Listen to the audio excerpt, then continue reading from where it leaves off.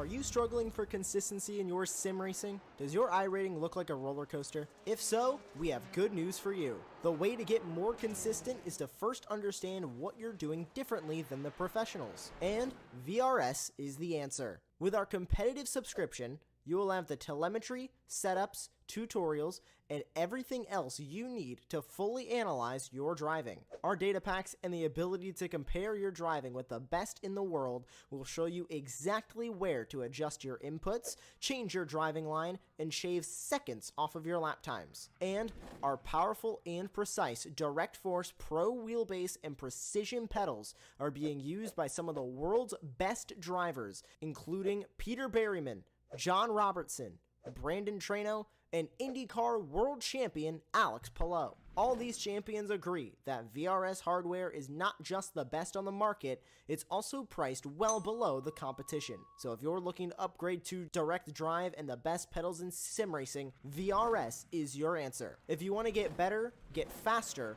and make it happen sooner rather than later, you owe it to yourself to find out why so many people are switching to VRS. You'll be so glad that you did. Visit www.virtualracingschool.com and learn why the best use VRS.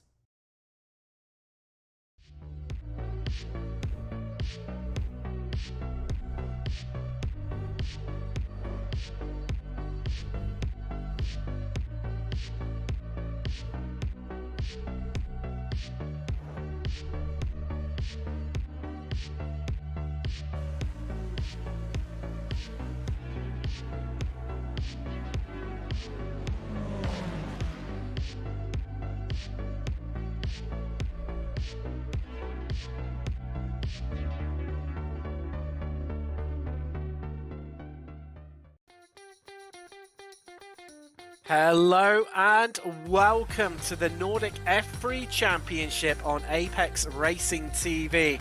And over the course of the next 10 weeks, we will bring you action from COTA, Interlagos, Silverstone, Barcelona before we round out the season at the Nürburgring. However, tonight, for round one, we are at the iconic Spa. And of course, Spa-Francorchamps is one of the classic race circuits, beloved by drivers and spectators alike, where today the true essence of speed can be explored in spectacular style on a safe, modern facility. However, it hasn't always quite been like that. In its original incarnation, Spa was a circuit truly to be feared, as it posed dangers almost like no other. Fast straights, sweeping corners and unpredictable weather could combine to create a lethal concoction, and sadly all too often did. However, today, due to the beauty of sim racing, we don't have to worry about any fatalities, just great racing out on track. I'm Tim Cox, I'm joined by Seb Bosher-Williams, and we've got Luis Rea in the production booth. Well, what can we say about this league? Just to run you through the format for today, the drivers just taken to the track for qualifying right now. They've got 10 minutes to complete 4 laps before we head out for race 1, a 15-minute sprint race before we head across to race 2, where the group will be formed from the results from race 1. However, the top 8 will be inverted. We have 30 minutes for a longer feature race, and there are mandatory pit stops forced. Seb, to make a little bit different for F3 for the drivers to have to think about in the sense of pit stops mid-race. It certainly is, and I think that's the beauty of this league, is we have got this extra strategic element, and we've also got this consistency element as well that we're bringing in with the 2 races. That means that you have to sort of always have quite a safe race 1 to make sure that you get that grid position for race 2 where the points are doled out. And you're right, you do have this pit stop, so it's going to be really interesting, and I think it's going to be one that you certainly are going to have to watch every single corner, because anything can happen. These F3 cars can race so well, and who knows what's going to happen with the pit stops. And even if the drivers are prepared for the pit stops, you're right, it's so rare for Formula 3 cars to do pit stops. How many of these drivers have done F3 pit stops in a race before? Well, other than the perennial damaged invoked ones where you're normally retiring the car, getting it towed to the pits. Like you say, to actually come in during racing conditions and make a pit stop. It is incredibly rare, if at all. It's something that you rarely see, even within leagues, as how they're just a little bit of a spin just on the exit of Blanchimont. Of course, Spa, it's all iconicness. 4.3 miles, 7 kilometers in length, and plenty of chances for overtaking here, Seb. I feel it's going to be a big, long slipstream out of La Source, all the way through Eau Rouge, riding on down the Camel Straight, down to the big braking area that is Lacoon. Certainly is, and one of the points that we always sort of seem to mention it at Spa is that getting first position isn't necessarily the best way of running this race. You've got such a long slipstream down to, as you said, Lacoon, the first sort of heavy braking zone of the lap. You're so vulnerable if you're the lead driver. We've seen in other races, in other F3 races, that if you're the lead member of a pack, you're going to be swamped. So really crucial, actually. I think that anybody starting second or third has a huge advantage down into the chicane for the first time. And then what's great is because we've got the second race, everybody can learn what happened in the first race, where there were incidents, where they might have been quicker than other drivers, and they can use that again. So I think this first race is going to be a little bit of a fact-finding mission for everybody out there. But yeah, I think you're sort of looking at Isaacson in third. I think he's got a great chance if the slipstream is as powerful as it normally is. Well, you see just how thin the wing is there. It's just basically like a very slim tabletop. Certainly one of the tracks that you run the least amount of wing on here, Seb, isn't it? Just to utilise that slipstream and to make overtaking moves down the Camel Straight, and of course through the absolutely iconic, hold on for dear life Blanchimont. Yeah, it certainly is that you do tend to run very low downforce, but we're having a look at the number 8 car here, and you could just see the difference between Isaacson's wing and Hakon. It just goes to show that people are taking a different way of running the car. You can either sacrifice the first and third sectors to have more downforce and be quicker through the middle sector, or you could do the opposite of that, take off some downforce, be really quick in a straight line, but you will struggle through the flat out corners we're seeing now of Pouon or of Blanchimont. So really got to think about it, and it will impact your tyre wear, and with a 30-minute race that could become really crucial. There's so many factors, and I just Isaacson's wing, I've seen like more sort of more rear wing at Monza. I don't think I've ever seen a wing that thin before. I think correct for me. See Lasse Sorensen there going for his teammate, going for exactly the same trait with that incredibly thin wing. I mean, surely said what they're thinking about here is that they'll get the moves done down the straight and then just try and hold on for dear life, as Sorensen just, you see clearly there, having to do so out of La Source. And then just, where it can become, singular in terms of the line through corners from Bruxelles pretty much all the way through to Stavelot. Do you think they're just, making sure that, right, okay, if I can get myself ahead, get my overtakes done, I can hold people up and keep them behind through that section, knowing that they're really going to struggle to compete with me through this faster flowing sections? I think they certainly are, and I think it's a really good assumption to make. You will be a lot quicker on the straights, and you're right. And just to add into that mix as well, the driver won't be able to get past you, but they'll also be within the dirty air, so they'll be struggling for grip anyway. So even if they were running so much more downforce than you, they still couldn't sort of get up to the back of you. But I think it's definitely the quickest way to run a lap around here. But is it the quickest way to run a whole race around here? The car is going to be more on edge. It's going to be harder to get it slowed down into the braking zones, and a lot less forgiving if you get onto the grass a little bit. If you just sort of, your mind wanders for half a second and you get onto the grass, it's a lot harder to catch the car. And again, I think the tyres are going to wear just a little bit quicker, so it might be the best way to run one lap around here. But will the drivers that have opted for a slightly safer setup with the more downforce sort of come into their own at the end of the race? And as we've seen in real F2 races where they've just got such better tyre life at the end that they can come through the field and get huge amounts of position. So there's so much going on in this race, and I for one cannot wait. We're currently topping the timing sheets there You see with a 2:09, but Isaacson, well, Torp goes up to second, displacing Isaacson 6,000. You read that right, 6,000th of a second between himself and Paul. Although that's just changed slightly as Murray just goes quicker again to extend that gap out. But our top three covered by under a tenth. In fact, just a fraction over half a tenth. That is how close qualifying has been. Anders Murray, you can see from his picture there, the league's Valtteri Bottas lookalike. And well, clearly invoking some of the speed of the man that he looks like to take himself to the top of the timesheet. He will be starting from pole as things stands at the moment. Gullickson, it looks like he's running out. We're on 9 minutes 40 out of 10 minutes to get the qualifying in, so he's not going to complete a lap as Jökulsson just having a bit of a spin there at La Source. Doesn't matter the lap that he moved on to there, wouldn't have counted anyway, so doesn't need to worry about too much about that. Andreasson currently in 14th, but well, that's where he is going to remain because that is qualifying done and dusted here for race 1 of round 1 at Spa of the Nordic F3 Championship. Anders Meyer, he will start on pole with Thomas Torp joining him for company on the front row of the grid. Isaacson and Behrens are on the second row with Larsen and Gullickson making up your third row of the grid. Yestenbacher and Olassen are on the fourth row with Hendon and Scarrett rounding out your top 10 and the fifth row of the grid.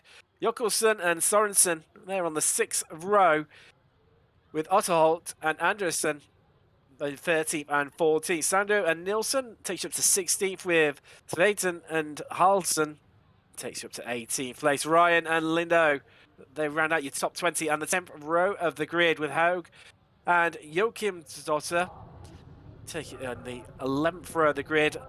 Lussers and Haugson to 24th place.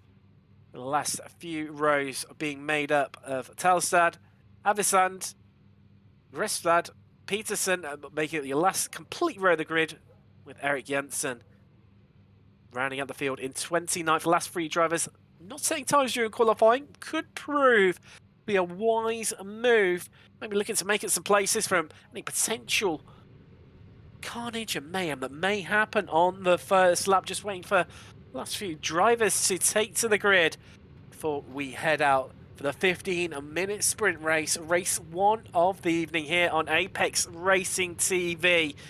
It's going to be wild. It's going to be crazy. It's going to be all about that race of who can get to Lacombe first. Who's going to be the last of the late breakers? That remains to be seen. And we'll find out very shortly because here come the lights. Let's get ready to go racing at Spa in the Nordic F3 Championship.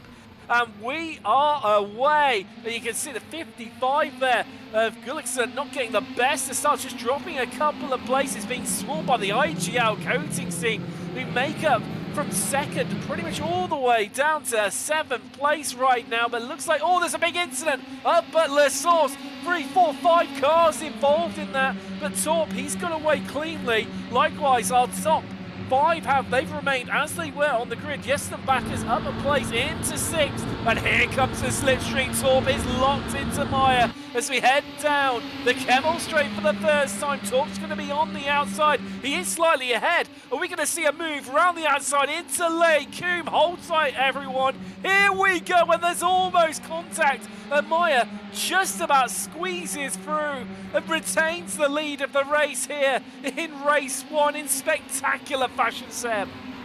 Yeah, absolutely indeed. Great move by Meyer there, just making sure that he claimed the corner.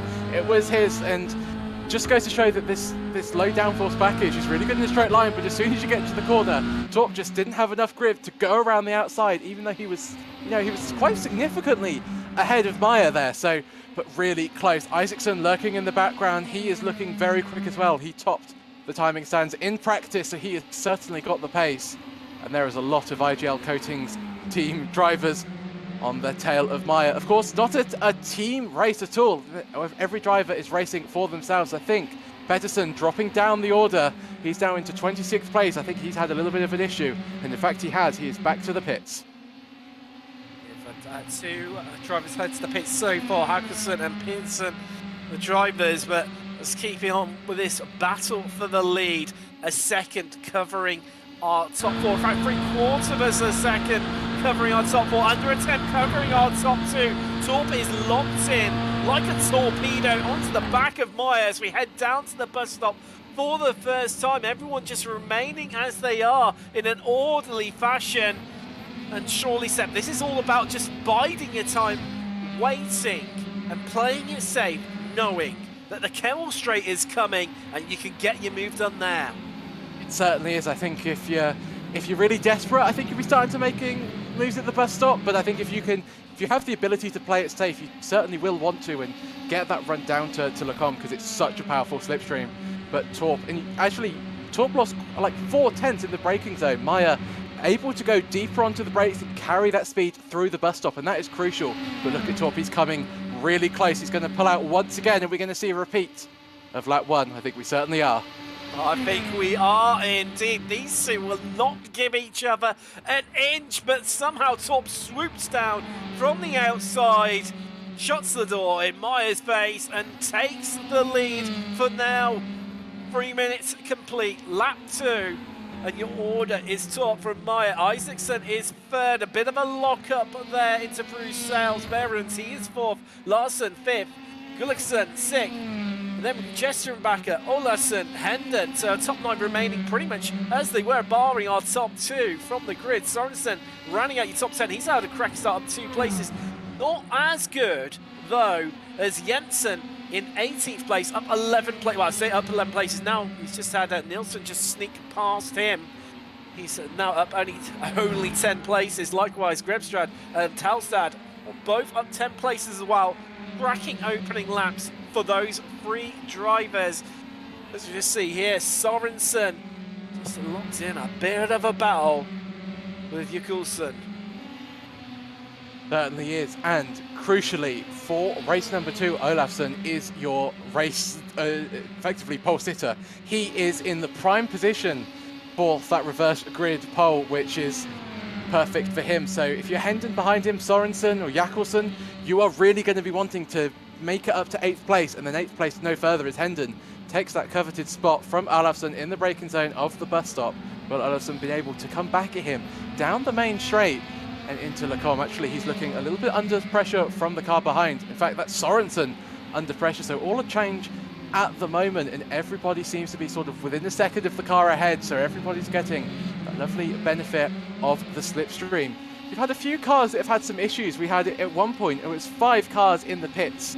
Only 1 car remains in the pits, and 4 that have unfortunately not had the best start to the race. And that's going to really ruin their race too, because they will start where they finish in this race. So they either need to make up a lot of positions or just sort of conserve the car and sort of get home, because yeah, it's not been the ideal start for the cars down at the bottom of the field.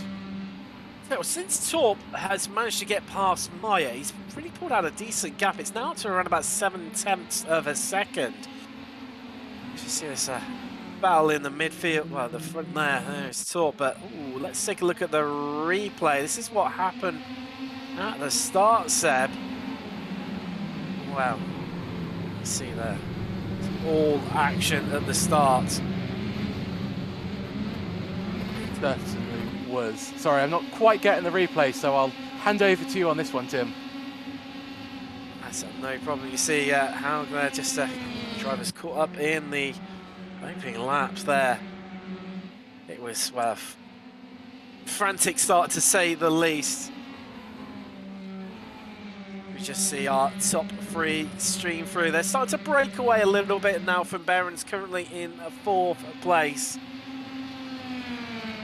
That's exactly what they've been looking to do and hoping for, to break that slipstream and work together to pull away even further. Having said that, looks like Isaacson on the attack of Maya there. Could see potentially a move into the bus stop here. It could be brave to go that early too. Isaacson just backs out of it initially. Well, the group behind just remaining as they are. Seeing that Sorensen's just about made his way past, well, I thought he had made his way past Olafsson. He's just dropped a couple of places in doing so. What's going to happen to him? Oh, here we go. Now on to lap 4. And can someone get a move done down the Kennel Straight? I mean, Seb, with the drivers running seems to be a very near identical amount of wind, does that just neutralise the situation almost? It really does, and especially considering Maya is still just within that crucial second gap, so he will be benefiting from the slipstream. It really does neutralise any effect that you've got with the different wing levels. So Isaacson has got a real task on his hands if he wants to take that second place from Maya, even though that Maya on the, not the last lap, but the lap previously, was 0.7 of a second slower than Torp in the lead. So just goes to show Maya at this point of the race struggling a little bit. Isaacson also struggling with a little bit of a lockup down there. It just goes to show how much these drivers are pushing at the moment, but it looks like Maya's struggling, and just watch that gap. If he starts to fall sort of 1.1, 1.2 seconds behind Torp, he'll start to lose that benefit of the slipstream, and Isaacson will suddenly gain quite a lot of top end over Maya, and then you start to see Isaacson sort of being able to make the moves. But as it stands at the moment, I think Isaacson's got a real tough job on his hands if he wants that second place. It seems to be that way, doesn't it, at the moment? Just keep you up to date with what's happening in and around this area. This incredibly close battle is being played out right now. Barons is starting to close up to the back of them. Our lone Icelandic driver, Jakimsdottir, she's just making her way through the field at 3 places so far into 19th, and Tveiten is not far ahead at all, only, what's 7 tenths up the road, within slipstream range. And again, these two drivers just opting for that bit of extra wing here, Seb. And, well, as you can see in the 007 there, Tveiten, a bit of a bent rear wing, which certainly is not going to be helping things. Combined with that increased downforce level, these two drivers going with a safer setup, it seems. I mean, that's not going to help the straight line speed at all of that 007 car. It really isn't, and yeah, you're right. That car is not looking happy, and it might look like a little bit of damage, but it's almost catastrophic how much that will impact your lap time. As I've just seen Isaacson take second place, so Maya there dropping down to third. Just to very quickly go back to the point, I think the drivers that did opt for a more safer setup are falling down the order at the moment, but with about 5 minutes left to go, I think this is not where their setup's really going to shine. I think it's going to be in the long race. But yeah, it's if you've got any sort of damage, it's so catastrophic on the straight, and the drivers, you're instinctively watching your delta just sort of go down from your best lap time, and it's really demoralizing. So I could empathize with Tveiten, because that would not be a fun car to drive at the moment.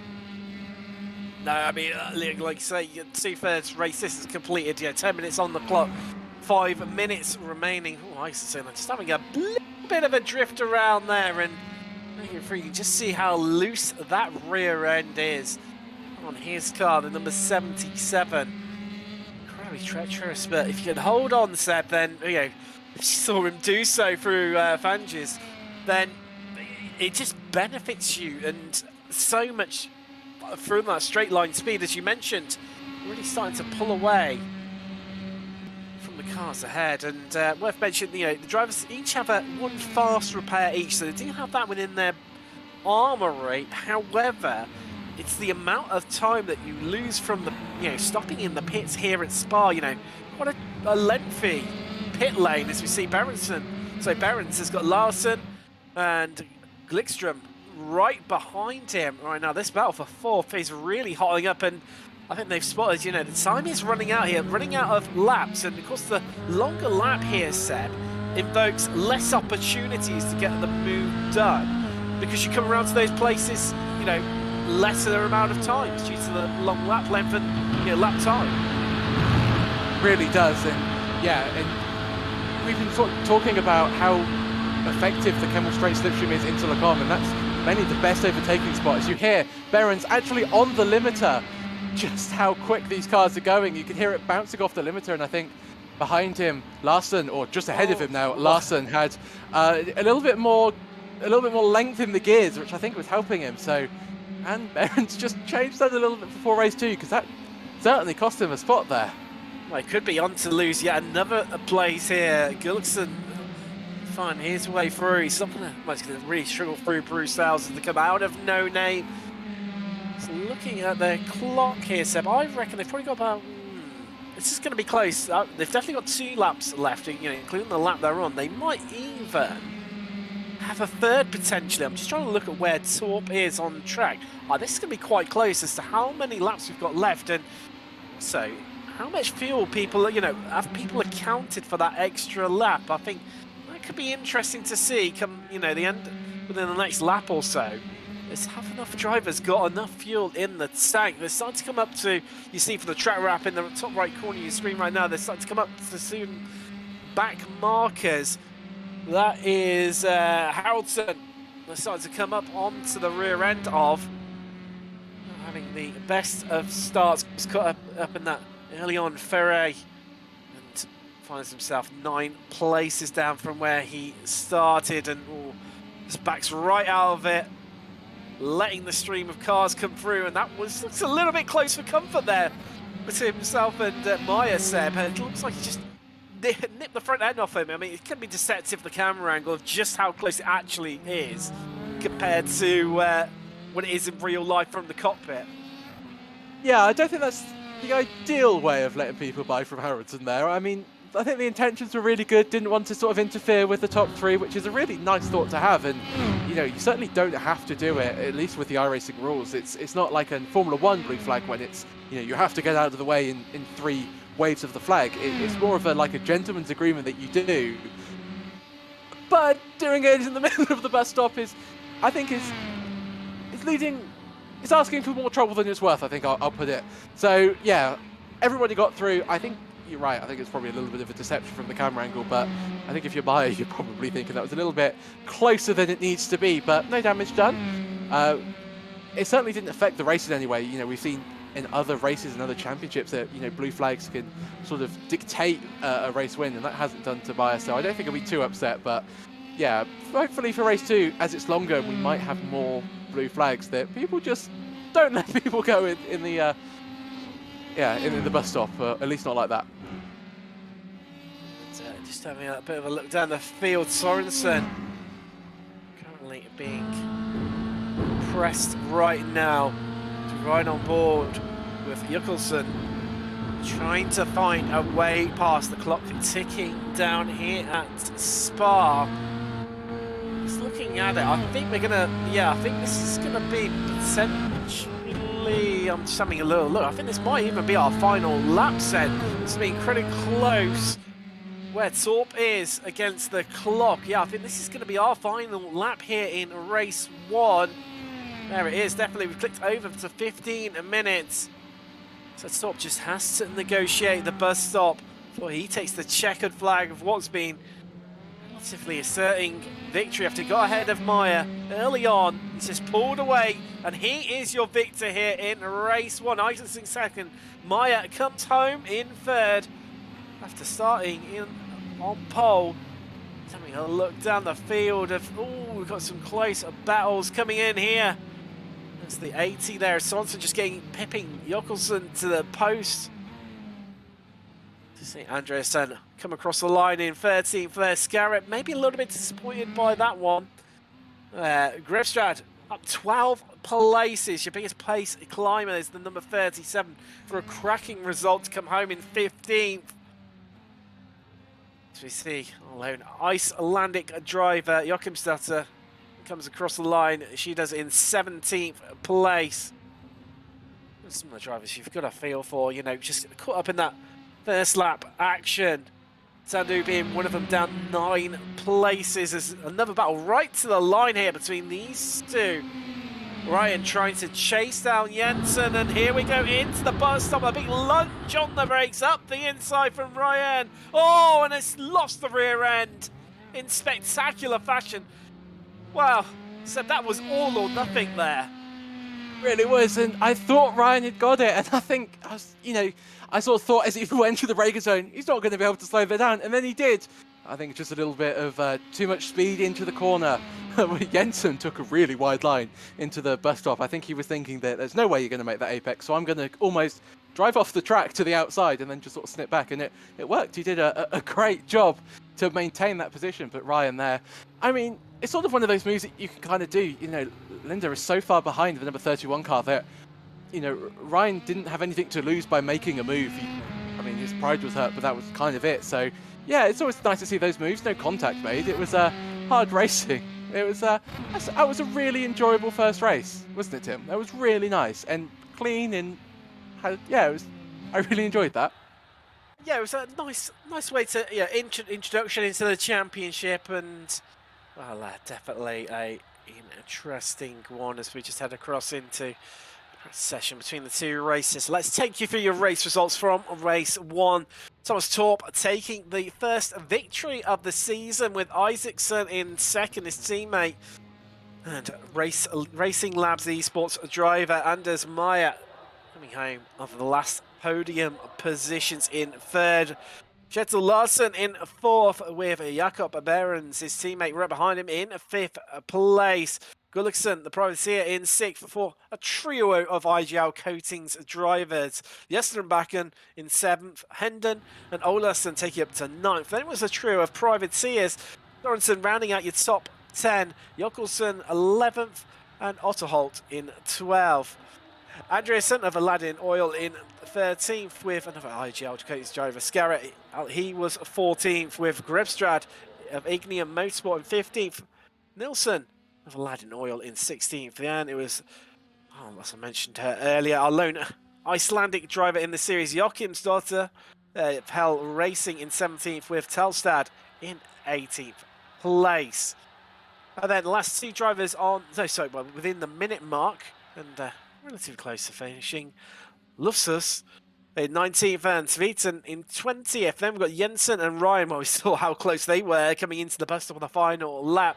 Actually, Ryan spinning and just conceding, well, putting back to where he was originally, the team slow-mo driver. Lindu in 21st with Sandu behind him in 23rd. So 24th, and Peterson 25th with Haig, last driver on the lead lap. Then it's Haraldson and Avisland taking up to 28th place with Hakusen, the last driver to finish, and rounding out our field here from Spa. As mentioned, just a brief hiatus between the two races for us to calm down and relax before we jump back in. Of course, 30 minutes of racing coming up. The top 8 finishers, they will be inverted to form the grid for race 2. The remaining of the field, they will be formed by where they finished in race 1. Now, Seb, interesting fact to you, obviously, being Formula cars, Fernando Alonso never won at Spa, but on his first outing in the World Endurance Championship here for Toyota, won in his first attempt. A little fact and a little stat around at each of the circuits. That is a really good fact, and yeah, I'm kind of speechless at that. You would have thought Fernando would have won it everywhere. So, just goes to show that some drivers sort of suit better different driving styles. And we see that within iRacing as well. Different cars suit drivers, but Hendon, he's got to suit this car down to a T if he wants this race win. Of course, he is your reverse grid pole sitter. He will line up in the prime position with Gustav Backer behind him in second, eager to take that lead into Lecom. Will be indeed, and here is your grid. Hendon and Justin Back, as you mentioned, on the front row of the grid with Gullikson and Behrens on the second row. Larsen and Meyer in the third row with your top 2 of Isaacson and race winner Torp on the fourth row of the grid. Olasen and Sorensen taking up to 10th place in the 5th row with Jokkelsen and Otterholt up there on the 6th row of the grid. The 7th row is Andresen and Scarrett, with the 8th row Grebstrad and Nielsen. 9th row being Joachimsdotter and Telstad, with Lufthaus and Sviten taking up to 20th place on the 10th row of the grid. And then it's Jensen and Ryan. Well, we saw how close they got in race 1 with Lindu and Sandu up to 24th place and the 12th row of the grid. And then we have got Peterson and Haig, Haraldson and Avisland making up the last complete row of the grid with Hakusen rounding out your field, but here come the lights, and let's get ready to go racing and racing. Someone's jumped the start already. That is the 91 there. And Otterholt, oh no, it's gone from bad to worse for him. He's going to fall through the order and incur a big penalty, but free wide into La Source. This can only end in one way. They've surely got to sort themselves out. It's going to be incredibly challenging to go through Eau Rouge and Rally on side by side. Luckily, they all fan out. Maya just up a couple of places. An electric start from him, picking the pockets of Behrens and Larson in these opening stages. But Hendon leads down the Kemmel Straight for the first time. Maya under pressure here. Behrens looking for a move round the outside into Lecoum. But Mayer says, no, you're not having it that easy. But Behrens says, hold my beer, watch this, and holds on right around the outside. And they're still by side on the run down to Bruxelles. And who is going to come out on top? As somehow they remain almost wheel to wheel as they come into no name. Surely Behrens is going to get ahead, and yes, he has. Wow, Seb, that was amazing, but it's still not over because Mayer is back on the attack once more. But Behrens just keeping the car ahead there. Wow. Wow, indeed, what skill to do that on the first lap. Cold tyres, you know, don't really know what the car's feeling like, and you're racing side by side for pretty much the entire lap. So great job by Behrens there, and Mayer as well, for not ending up in an incident and spinning off. So no harm done, but absolutely amazing racing, and that's what league racing really provides, is the ability to race so close to other people. And it's great for the viewers, it's great for the drivers, and it's great for us commentators. But right behind him, Larson, very much under pressure from race one, Renault Torp. As we head down towards the bus stop, where we see a move with teammates as we go through Blanchemont. It's all to play for, but what a great start from Mayer. I mean, up 2 positions at the start, only down to 1 position gain from his starting position, but still a great job. Oh, with Larson, well, he's going to have a move down the inside of Mayer there. Well, I was going to say, it looks like he might even go the opposite way, but then they sort themselves out on the exit of the bus stop. The IGL Coatings drivers all line and stern, looking at the 4 places there. From Torp to Larson to Isaacson to Sorensen to Scarrett. But I tell you what, Mayer has really started to pull away as action down at La Source. So you see Jockelson trying to find a way past Scarrett there. Having to settle and tuck back in once more. So 2 Aladdin Oil drivers, Anderson and Nielsen, right behind us. We come at Eau Rouge through Radion and down the Kemmel Straight. And surely this is going to advantage Scarrett because he's running a lot lower wing. Look, despite Jockelson being in the slipstream, Scarrett is just pulling away, and something's happened to Gessenbacher. He's falling right down through the order. There he is on the inside.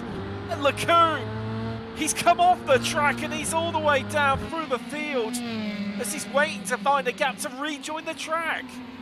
Absolutely disaster for Gessenbacher. I bet you he's just got a little bit too much on the apex curb, and that sent the car around, and that is the perils of a low downforce setup. We saw how much Jockelson lost to Scarrett in the straight, but you know, you have to say that Gessenbacher has lost a lot more with the spin, so that is the risk-reward strategy of a low downforce setup. And you see how much more grip Jockelson has over Scarrett side by side through Pouon. Will he be able to outbrake him as we come down towards the Lafania chicane?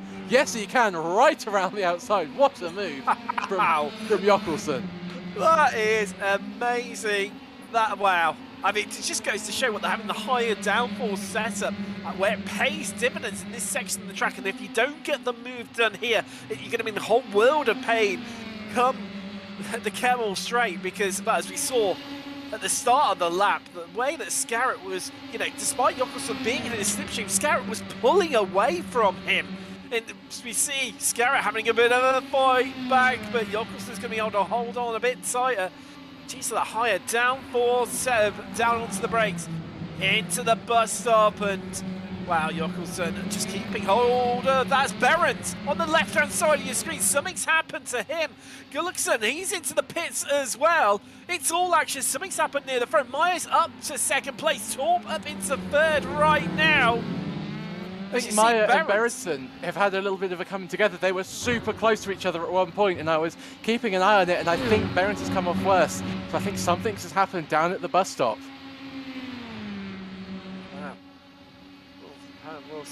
Let's take a look, hopefully soon as well. Hendon is just checking out in the front, 3.3 seconds clear of the field. And you got to feel he's just going to be praying with every bone in his body right now that Mayer and Torp will start battling and battling hard, because it's just going to allow him to extend this gap even further. Bit of a look up into Bruxelles there for the 118 car. The Hendon of IGL Coatings is pulling away, isn't he? Said that gap is, well, it got close to nearly being 3.5 seconds. He's definitely pulled another good 10th over Mayer and Torp through this, you know, through where he is right now out on track. He is, and he really just, I think he has got a lot of pace, but I think Mayer and Torp are just a little bit quicker when they're in clean air and not racing each other. So Mayer and Torp, I mean, if you're Hendon, really need to start racing, and they certainly look like they're going to do that. And just to add a little bit more intrigue into this race, we've got Larsen and Isaacson right behind this Mayer and Torp battle. So it's all to play for, and Hendon's in such a perfect situation at the moment. He's got no cars ahead of him, he's got a gap behind, he can just focus on driving how he wants to drive the car, drive the tyres how he wants to drive the tyres if he wants to push or conserve a little bit. It's so good when you have a gap like that, and it just allows you to not watch your mirror. Unlike Mayer, who's having to watch his mirror from not one, not two, but 3 IGL Coatings cars into the bus stop, and I think Mayer is probably not enjoying that sight in his rearview mirror at the moment. So, of course, let's not forget that the drivers, you know, they are forced to make a pit stop because they're fuel limited during this race. So, how much is pit strategy potentially going to play a part? I mean, these 4 drivers right now are, you know, relatively even on pace, running what looks like, you know, very near identical setups. Does Torp sit behind Mayer and just conserve fuel? Well, okay, that just answers that question. Torp straight up the inside, and I think this is going to be the move done into Lake Coon. Wow, well ahead. So much so he can pull back onto the racing line. Well, that completely blows out of the water my theory then. Forget that one, Seb. I don't think it does, because I think Mayer kind of let Torp go there. He wasn't really fighting. We've seen Mayer be really aggressive as Torp there has a lockup for good measure into Bruxelles. I think Mayer might be doing your strategy of just sort of hanging back, saving a little bit of fuel, thinking about the long game in this race, and that could really pay dividends in the end. However, you've got to now defend from Isaacson and Larsen, because track position is still pretty key around here, but I mean, Torp has been absolutely on it so far today. You know, he was, of course, won the first race, started 8th, and already up to 2nd place, and he's gained 2/10 on our race leader through this middle sector alone. So he is absolutely rapid out there at the moment. But yes, you're right, we have got this pit strategy to think about. It is going to turn the field on its head. And as I alluded to earlier, you know, some drivers might have never made a racing pit stop in the F3 before. And there are so many variables that you think about when you pit. You've got to, you know, make sure that you hit the limiter, as I haven't done in certain races before, and you've got to drive into your pit box and not miss it like I've kind of done before in other races. I mean, what I'm trying to say is pit stops are really dangerous and you can use a lot of time. So, you know, you can't just take for granted the order that we've got at the moment. It can change at any point, but especially during the pit stop. So you've got to stick around, you've got to watch it. But Torp is looking super quick. 8/10 between him and Mayer. So, yeah, what a great lap. Also, Seb, he's also closed the gap up on Hendon, interestingly. So last time around, just looking at it, Torp was 7/10 quicker than Hendon. That gap has come down to still now 3.3 seconds. You see it on the screen right now. The differences between between Torp and Mayer, where Torp are able to pull away from Mayer. There we go. So yeah, other than that, you know, Hendon has been pulling away up until now, but now Torp is in clean air as Isaacson just getting past Mayer. Mayer currently just dropping down through the order, but as you say, Seb, is he conserving fuel? That is the question we need to be asking ourselves, and looking at it, that could well be the feature. You know, not battling the drivers, just trying to conserve his tyres as well, keep life into them. You know, a lot of people locking up into Bruxelles. I mean, Torp definitely did it there, so did Isaacson. I think Mayer was probably the only one that didn't there. also, just seeing him run wide out of no name, well worth mentioning. The drivers are limited to the amount of off tracks that they get here. So in terms of the track limits before they incur penalties. Now, 12 off tracks gets you a drive-through penalty. Every 6 off tracks after that incurs another drive-through penalty. And Barsem, I know despite his updates to iRacing, on iRacing, has become, a little bit more softer and forgiving in terms of its off tracks. But when you're pushing, locked in such a tight and difficult competitive battle like we're seeing on screen right now, they are so easy to incur, aren't they? They really are. And interestingly, we know that Torp at least got one on the last lap because he did a 2-minute 9.4, which should have been the fastest lap, but it wasn't counted, which meant that he had to, at one point, have gone off the track. So he's gained at least one off-track or one incident point. So you're right. You've really got to be thinking about that. And Maya, by maybe just hanging back a little bit, not risking getting into contacts, because they give you a maximum 4 incident points, not sort of getting into contact, sort of just letting people go away and sort of coming back through the later. It could be a really, really good strategy as Baron comes into the pit. So that's quite an early pit stop. So he might have a little bit of damage from that tangle that he had with Maya earlier on in this race. But I'm not sure if he can go to the end on that, actually, with that pit stop. I'm just looking at it, Seb. I think he might be okay. Or was that a drive-through? No, he was stationary for only 4 seconds. I think a splash of fuel as we see Isaacson trying to make a way past Maya there. No, sorry, Maya making his way past Isaacson either. Clearly seeing Torp starting to get away from Isaacson and deciding to make the move. The gap from Torp to Hendon. So you see first and second, there's a lock-up into Bruxelles there from Isaacson. That has come down. It's now within 2.4 seconds. Torp is catching. But at that rate, Seb, he's got another 5 laps roughly in the bag. I mean, that's another 10 minutes roughly of racing, isn't it? So, and then here's the perennial, once you've caught someone, that's one thing, but getting past is another. It really is. I do believe the late, great Murray Walker said himself. I think you're right, and he was very true when he said that, because it's so difficult to stay. I mean, let alone just stay on the back of somebody. Even if you're a few tenths a lap quicker, it's not enough just to automatically get up and pass them. You've got dirty air to think about. You've got the fact that Hendon has been able to sort of bring the tyres in better, and that really, really makes a difference on our racing.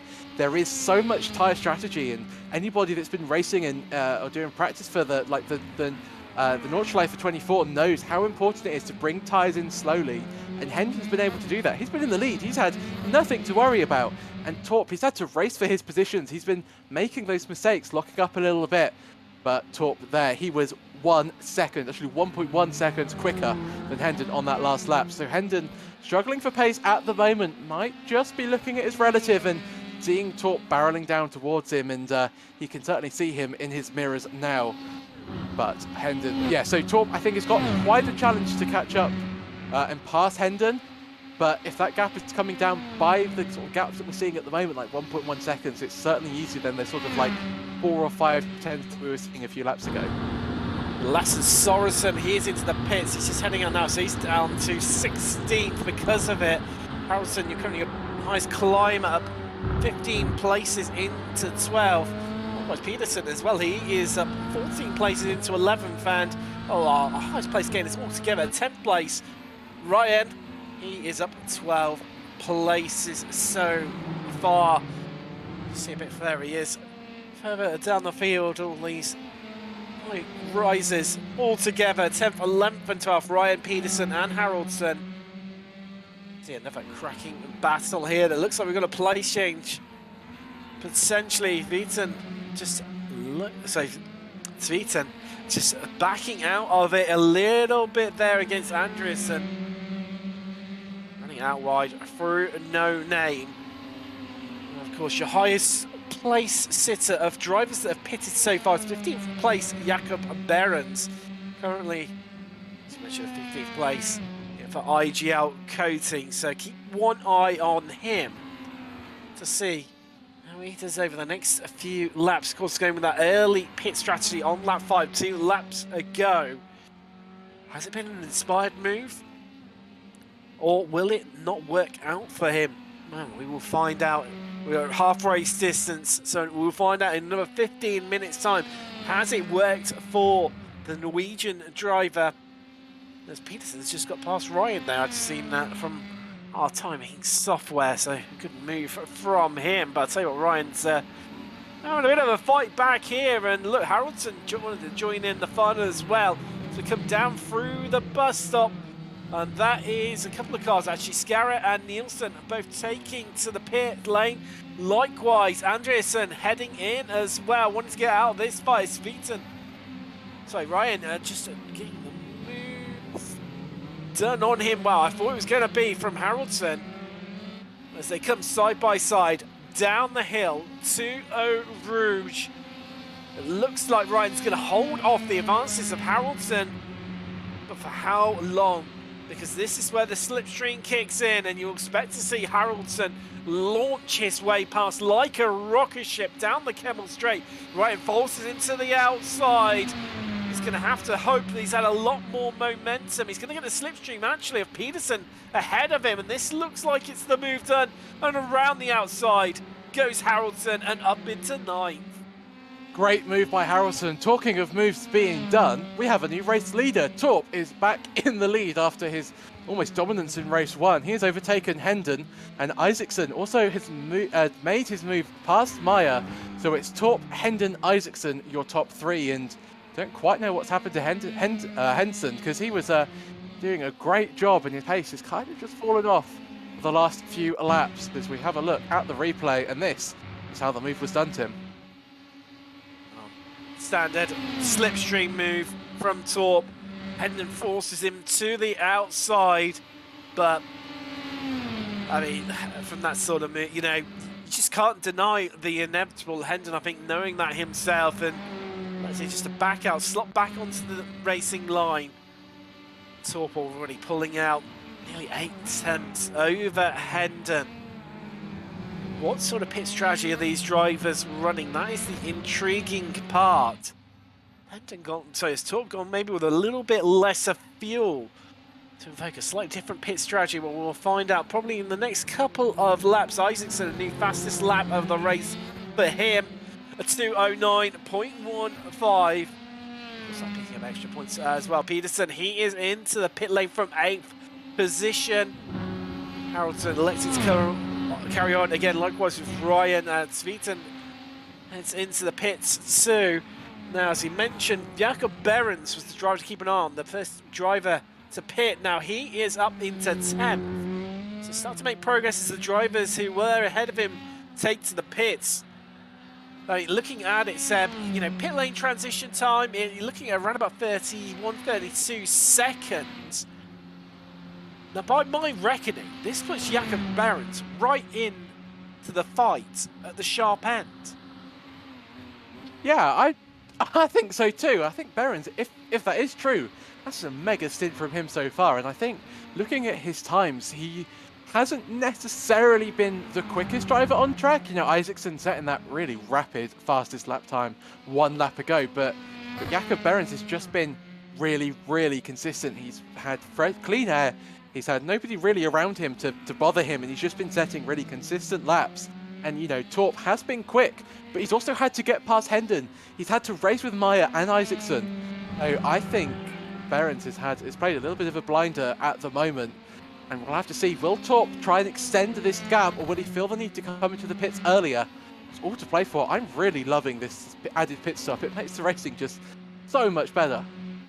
Jensen, he is into the pits from 24th. A bit more of an extended stop for him, I think. Not too sure what's happened to him. He's out and again, running again. Lufus is also in as well. The Rat Racing driver from 25th. Here we go. Our leaders are in. Torp's in. Hender's in. Meyer is in as well. Isaacson keeps going again. Likewise does Larson. Wow. Now keep one eye on Behrens in 10th place and where he comes out, because also Grebstrad, he is in as well from 6th place. Jokkelsen is in from 7th too. This is going to be interesting, Seb, of what strategy has everyone implied. Hendon's had a much slower stop, by about 6 tenths longer than Torp. He gets going again. Likewise, Mayer having a slightly longer stop too. There is Behrens coming round La Source. Looks like that group have got out ahead of him, but I tell you what, Seb, he's really not far behind at all, is he? I mean, some 4 seconds behind Meyer. He's not, considering that he spun in, dropped all the way down the field a few laps ago. I think that's a great recovery by him so far. So we now have Isaacson as our race leader. You'll assume that he'll come into the pits at the end of this lap. He's going to do the overcut. He's going to go for 1 extra lap, use up all the tyres he can, all of the grip that he wants to, and just hope that he can have a quicker in lap than Torp has an outlap. So really pit strategy playing out right now, but Torp was 3 seconds quicker in the pits than Hendon in 2nd place, or at least 2nd place in theory. Of course, Isaacson and Larson yet to pit. It's actually, I think they are 2 of the last drivers to pit at all. So have they managed just to save an extra lap? Will that pay dividends in the end?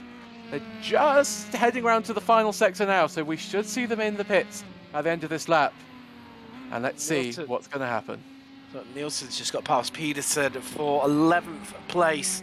Could be by the 784 Dallara F3 driver for that one. We watch Jakob Behrens here in 6th place. I still disappointed 2 places down from where he started, but there we go. There's Isaacson. He is into the pits clearly. And likewise, himself and Larson are in. And there is Torp. Wow, I mean, based on this, Seb, it looks like Torp has had an absolutely blistering outlap to keep himself right in the fight. I mean, he's going to take the lead once again. So Isaacson has only just stopped. Their pits to right down the end of the pit lane, which is going to help them a little bit. As you see Isaacson getting going again. Likewise with Larson. Hendon is through, but has Isaacson done enough here? And even Larson. Wow, Hendon caught out big time there. And Larson getting the jump on them. And Behrens, wow, he's had a cracker. Oh, Meyer's in the pits again, Seb. Has he picked up... Is that looks a drive-through? That doesn't look like a drive-through. I think we found our first victim at track limits tonight, and Meyer, disaster for him. He didn't have the exact race one that he would have liked. Of course, starting on pole, not being able to convert that into a race win, and now with the drive-through, he's down to 7th, and that means he has about 6 incident points to go before he will be right back through the pit lane once again. But what an outlap from Torp. I mean, he was absolutely rapid, and Hendon just couldn't replicate that speed because he's lost out to Isaacson and Larson. Torp is not at all, and he has extended his gap to 2.7 seconds. Is Sorensen looking interested in Meyer? Of course, Meyer being a little bit quicker, being able to be further up the field, but struggling a little bit in the 2nd phase of the race, and a lockup for good measure into Bruxelles. And we were saying how Meyer was so good at not being able to lock up the tyres and to drive, and it'll just sort of come and ravel for him at the moment.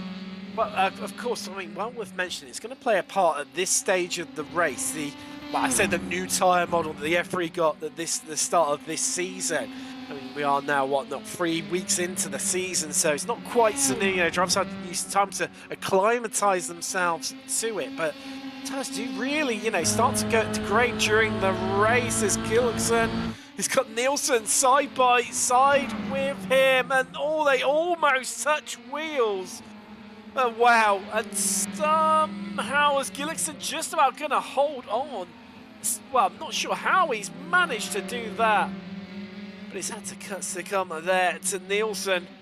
784 getting ahead. Well, I thought they were going to come together there, Seb. I mean, it was so close to them touching wheels. That's if they didn't. Well, here comes Gillickson at it once more into Blanchimont, and he's going to get the move done. But we're going to see a lunge onto the brakes, into the bus stop. We've only got, some 5.5 minutes remaining, and here we go again into the bus stop. The Aladdin oil driver, Nielsen, he's not giving this one out. A great big fight between himself and Nielsen as they come down to La Source, still side by side. I mean, these two have been together since before, yeah, side by side pretty much since, well before Blanchimont. They really have, and this just goes to show the different strategies of Aero. You've got Gullickson with that really skinny rear wing. He is rapid in the straight, but Nielsen is just able to hang it round the outside, brake so much later, but this is where Gullickson is going to have so much more speed. He's going to easily blast past Nielsen. Oh, 12th place is his for now, but Nielsen certainly won't be happy with that. Will he try to dive down the inside? Yes, he will. Backs out of it for now, but he will be much quicker in the second sector. This is where his car will come into its own, and just see how much more grip he has already. Well, that was frightening for Leclerc. The amount of extra, aero downforce that he had within the car.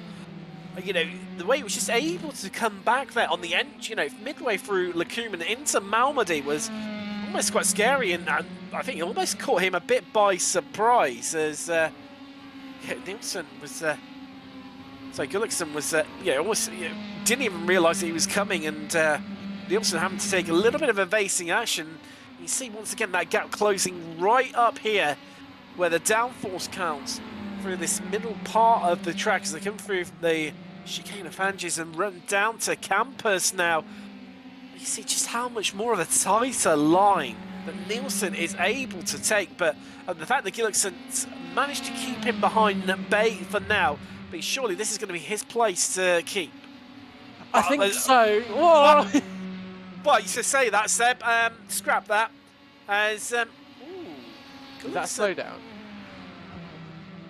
That's got to be. How?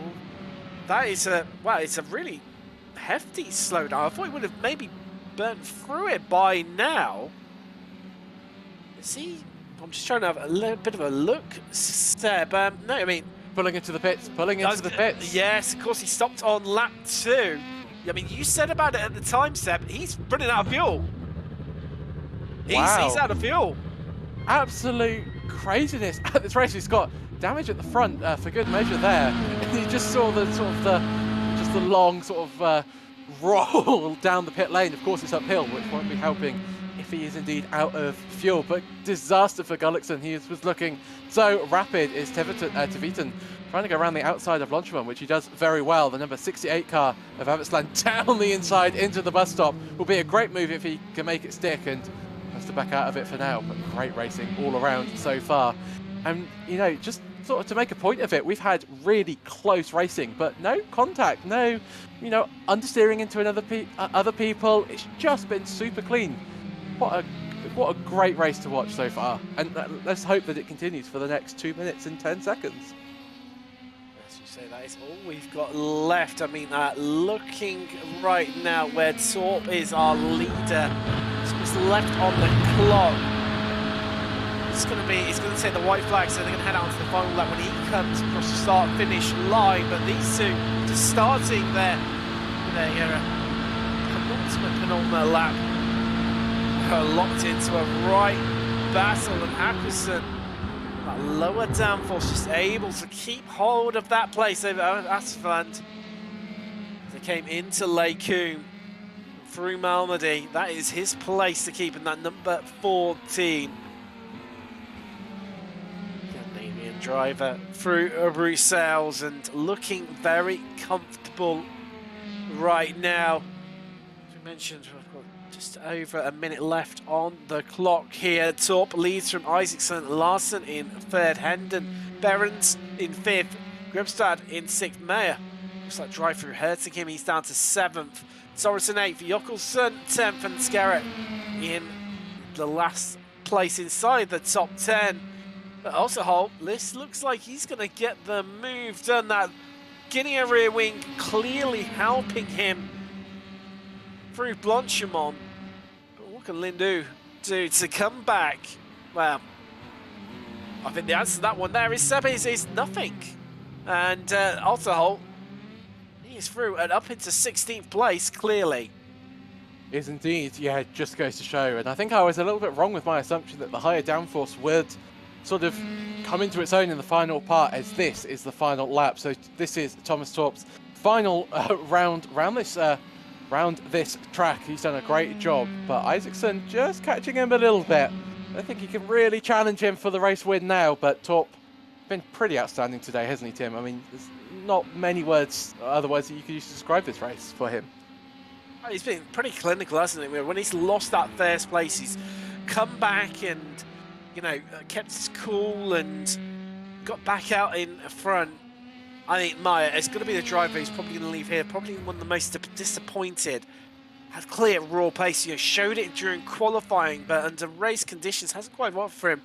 Sorensen just trading places a little bit there. Well, they still are in the fact, and Garrett right behind him. You see that number 66 IGL green IGL Coatings car right behind the Torp. Has got the bus stop left to take, and he will be making it to victories from 2. The season opener of the Nordic F3 Championship with a Weaver across the line. He takes the checkered flag. Isaacson and Larson rounding out your podium. And a podium lockout for IGL Coatings. In fact, the top 5 lockout with Hendon and Behrens completing that top 5 for them. As, oh, this is going to go right to the line, and Jokelson's going to head right round the outside and pick the pocket as Sorensen, as Scarrett has spun. And looks like he's going to lead. He's lost a place to Peterson, so he's going to finish outside the top 10. Nielsen coming across the line there. He's going to come across in 12th. Haraldson's going to beat Ryan to the post to 13th. Wow, I mean, it just goes to show them it happens right until the end in F3. Certainly does, and that sort of final sort of shot that we saw sort of really encapsulates this whole race. It's just craziness all over, and disaster for Scarrett there, losing out on the top 10. Not sure if he sort of got a nudge around or if it was just a little bit over ambition with the throttle pedal, but either way, not the best finish to the race. But what a opening round for Torp. 2 wins out of a possible 2, maximum points gained. Of course, didn't get the pole position points, but he's done exactly what he needed to do for this championship. As we just see the rest of the drivers come across the line. This is Rudy Avitsland, the number 68 car, crossing the line. And here we see Lydia, the number 23 car. She's not had the second race that she would have wanted. In fact, she pulls into the pits, I think not really wanting to face the line. She's down 5 positions, and she had such a great opening race, didn't she? Oh, she did. She had an absolute blinder to the Icelandic driver. As Jensen's going to be last car to come across the line. You can round out your field, and once you've got that, we'll be able to bring you some results here from Spa for race 2. What's been some absolutely epic action here at this iconic circuit from start to finish. Thomas Torp making 2 wins from 2, taking the victory in race 2. We've got Isaacson in second and Larson in third, making IGL Coatings lockout at the top on the podium, with Hendon and Behrens, their teammates, making it the top 5 for them as well. Grubstad in 6th for Ignium, with Racing Labs esports driver Mayer. He's going to be disappointed with that one. Was 7th. Jokelsson in 8th, with Sorensen and Peterson rounding out your top 10. Scarrett, that spin at the end meant he finishes in 11th, just losing that place to Peterson in front of him, with Nielsen in 12th, Haraldsson 13th, Ryan of Team Slow-Mo in 14th, with Nielsen's teammate Anderson finishing in 15th place for Aladdin Oil. And the 3 privateers of Otterholt, Lindo and Haig taking you up to 18th place, with Svitten and Halkusen running out your top 20. Then 3 drivers remaining on the lead lap. That was 21st through to 23rd. Asland Jensen and Jokumsdotter.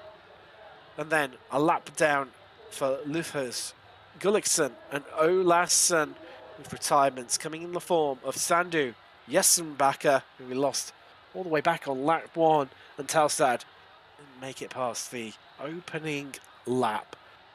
Wow. Let's have a bit of a chat to one of our drivers. In fact, they finished on the podium here today here at Spa. Now enjoyed by Kjetil Larsen. Congratulations. A really convincing performance, not only by yourself, but also the IGL Coatings team as a whole. Yeah, thank you. We had a good race, some of us. So it was a good day for IGL Coatings. Definitely. And how did you find it with the pit stop during the feature race, the longer race? A different dynamic to have to think about for F3 racing. Yeah, I got so lucky. I was behind some cars. I managed to save some fuel. So I was managed to pass undercut Christian in the pits. I filled only 7.5 liters, I think. So I gained a lot of time in pits there. But the last few laps, I saw a gain on me, so I was a little bit afraid he would catch me. But I stayed in front, luckily, didn't make any mistakes. So I'm happy with third place in the feature race. Definitely. Now, a couple of weeks' time, we head to Kota. It can be a little bit of a tricky track, but a little bit similar to Spa in the sense of, some long back straight, plenty of overtaking opportunities. Is it a track that you like or dislike? It seems to me it's one or the other for a lot of drivers. Hey, it depends on which car I can choose, but I know we are going to drive the F3 car, so I haven't done that much on that track. So, but it's a cool track. It takes a little bit time to learn it, but I have some laps there, so I think it should be good. Definitely. Before we let you go, anyone you want to give a shout out to at all? Of course, my team. Without them, I wouldn't be here. So we are a great crew. So thank you to them and all the practice hours, and of course to my family to let me do this. Definitely, they was feature as a large part to all of us to allow us to do this fantastic hobby. That is Shuttle Larson, who came home on the podium in the feature race. Now, Seb, lined up for yourself, I do believe we are going to be joined by Nils Eric Isaacson. Isaacson, it's lovely to finally speak to you. I've commentated over many of your races. I mean, what a couple of races for you. That was great for you. Yeah, thank you. That was good. Thomas was too fast for me. Yeah, I was too slow getting by the others. So, congrats to him. He certainly was. I think he was sort of in a league of his own today. But you had some really good pace. In fact, you had the fastest lap in the feature race. So really had a lot of pace today. In commentary, we were talking a lot about off tracks. Was that something that you guys were struggling with out on the track? And normally, yes, but I wasn't in some big fights, so I could manage them and use them as I wanted them myself. So you usually try to use them if you can. Yeah, that's a good point. We didn't think about that in the commentary because we did see a few drivers falling foul of it and having to sort of coming and do a drive-through. But a great race from your perspective. Did you sort of feel that as the race sort of went on from race 1 to race 2 that you sort of got more comfortable with the car because your pace just got so much? I mean, you could see the pace sort of getting quicker through race 1 into race 2 for you. Well, I'm not sure what happened, but I think Anders at least seemed to struggle a little bit with the tires or something. I don't know. And I was managing the tires, so trying not to overheat them. Yeah, I think it was the car felt good, but not good enough. Yes, and we noticed that. I mean, I think your car looked great, and you were certainly super quick. And I think you do need to have a little bit of a disservice because you were absolutely rapid out on the track. But we noticed that all of the IGL coatings cars were running really low rear wing. Is that sort of something that you'd all sort of decided to do together, or you've all sort of just found that that's the quickest way to run this circuit? Actually, we learned that the last time we went on with Apex League after Super League, and then we came to Spa and we saw some boys running the low downforce setup, and it was impossible to fight in the races. with them. So we decided to go very low on downforce. So the car was very loose and sketchy, but with some practice, it's okay. Interesting. Well, you certainly, IGL had a lot of pace throughout the race. So congratulations to you, and yeah, great job by yourself. Is there anybody you'd like to sort of give a shout out to at all? Yeah, sure. Of course, my team. It is a bit difficult when you have all the teammates around you. It's you try not to hit them and and get by safely. And also to you guys for the broadcast and NSL for the championship. Brilliant. Well, we head to Kota in a few weeks' time, so we'll hope to see you back then, and hope to see you on the top step. Yeah, let's hope so. Thank you. Thank you very much. And now lined up for your next set, we're now joined by our double race victor, Thomas Torp. Hi. Good evening, Thomas. I mean, I don't really have many words to describe that race, just other than perfect for you. Yeah, it was a very fun race. I was lucky to get a gap early in both races, so it went good. Yeah, I mean, I think I was just talking to Nils, and he was just saying how quick you were, and you were sort of untouchable, and it certainly looked like that from the broadcast that we watched. I mean, you're just sort of almost in a league of your own at some points during that race.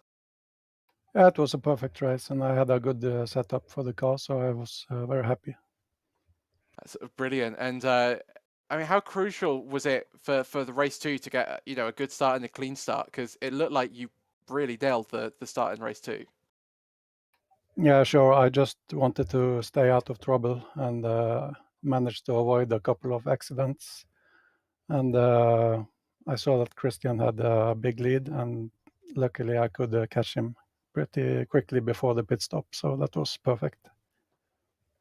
Yeah, and how did you find the pit stop? Because if officials don't sort of tend to have a pit stop, did it sort of phase you at all, or were you cool as a cucumber, as it were? No, the pit stop was okay. I'm used to driving races with pit stop, so it was a nice feature for the race, I think. Yeah, I think I'd agree with you. Sort of certainly added sort of another dimension to it. Actually, so when you pitted and you came out, because I think it was Nils and Larson, they went for an extra lap. I mean, you had a rapid outlap. Did the car feel better, or did you just have extra pace to unleash? Because you were absolutely rapid. Yeah, I don't know. I felt it went pretty good on the outlap. Yeah, I could maybe take one more lap also, but it was very close, so I took no chances. Yeah, I mean, it's definitely worked out for you. And we were discussing through the broadcast, like off tracks, and because it's quite strict within the rules. You've only got 12 until you start to get penalties. Did you find that to be an issue at all, or were you well within that limit? No, once I was by myself, I could relax and avoid the off tracks. I had a couple in the first few laps, but then I had good control of the off tracks. Well, you certainly had good control of the race. I mean, absolutely incredible drive from you, and watching you was really a pleasure to watch. You just was so good in traffic, and it was really great to watch. Is there anybody you'd like to give a shout out to? Sure, the whole team, we had good practices the days before the race, so that was very fun. We worked on a little bit of setup and yeah, the whole team did well. They certainly did, and yeah, we were noticing that all the IGL coatings cars sort of had a really skinny rear wing. That seemed to really benefit everybody during the race.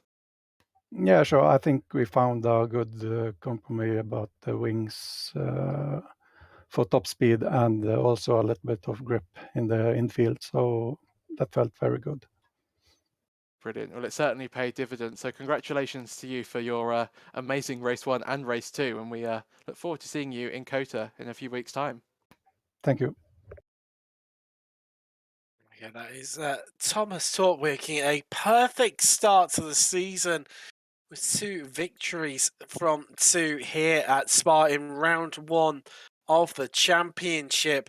And while that has not been enough action for you, coming up over the course of the weekend, we've got 2 double headers.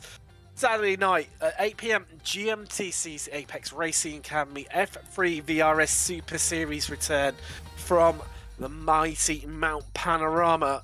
3 15-minute sprint races across the top of the mountain. What's the worst that could happen? That's bound to be action-packed. Make sure you tune in for that one. I'll be back in the commentary box at 10:45 GMT, covering the Formula 3.5 Championship with my good friend Austin Knight. That is from Hockenheim. Make sure you tune in for that one. And then on Sunday evening at 9 p.m. GMT is the SRF Weekend Warriors from Knock Hill. And then for those of you who are either across the pond in the Americas, or those who like to burn the late midnight oil, at 1 a.m. GMT, it's the XSLR Championship. Dirt road, it is absolutely crazy. Footpaths full of short, sharp action.